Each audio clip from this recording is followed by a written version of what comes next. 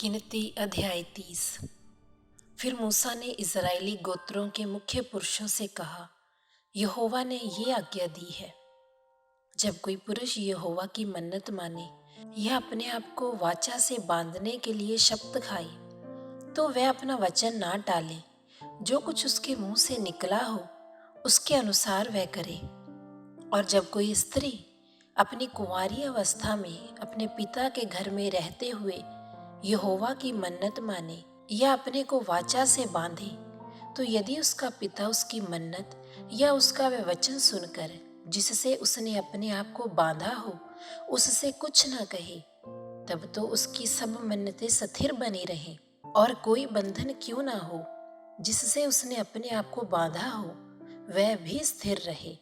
परंतु यदि उसका पिता उसकी सुनकर उसी दिन उसको मना करे, तो उसकी मन्नतें या और प्रकार के बंधन जिनसे उसने अपने आप को बांधा हो उनमें से एक भी स्थिर न रहे। और यहोवा ये जानकर कि उस स्त्री के पिता ने उसे मना कर दिया है, उसका ये पाप क्षमा करेगा।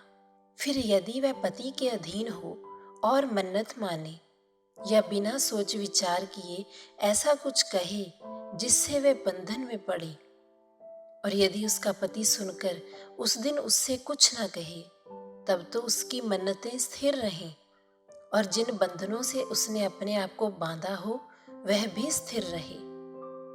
परंतु यदि उसका पति सुनकर उसी दिन उसे मना कर दे, तो जो मन्नत उसने मानी है और जो बात बिना सोच विचार किए कहने से उसने अपने आप को वाचा से बांधा हो वह टूट जाएगी और यहोवा उस स्त्री का पाप क्षमा करेगा।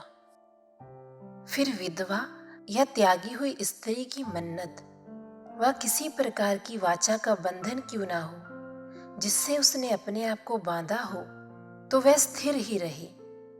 फिर यदि कोई स्त्री अपने पति के घर में रहते मन्नत माने या शपथ खाकर अपने आप को बांधे और उसका पति सुनकर कुछ न कहे और ना उसे मना करे, तब तो उसकी सब मन्नतें स्थिर बनी रहें और हर एक बंधन क्यों ना हो जिससे उसने अपने आप को बांधा हो वह स्थिर रहे। परंतु यदि उसका पति उसकी मन्नत आदि सुनकर उसी दिन पूरी रीति से तोड़ दे, तो उसकी मन्नतें आदि जो कुछ उसके मुंह से अपने बंधन के विषय निकला हो उसमें से एक भी बात स्थिर न रहे। उसके पति ने सब तोड़ दिया है, इसलिए यहोवा उस स्त्री का वह पाप क्षमा करेगा।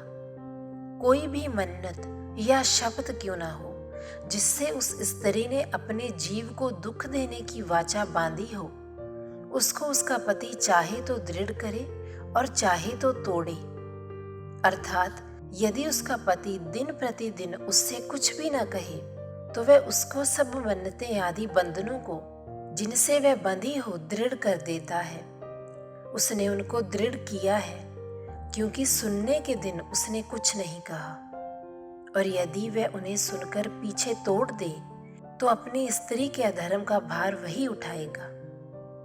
पति पत्नी के बीच और पिता और उसके घर में रहती हुई कुंवारी बेटी के बीच जिन विधियों की आज्ञा यहोवा ने मूसा को दी वह ये ही है।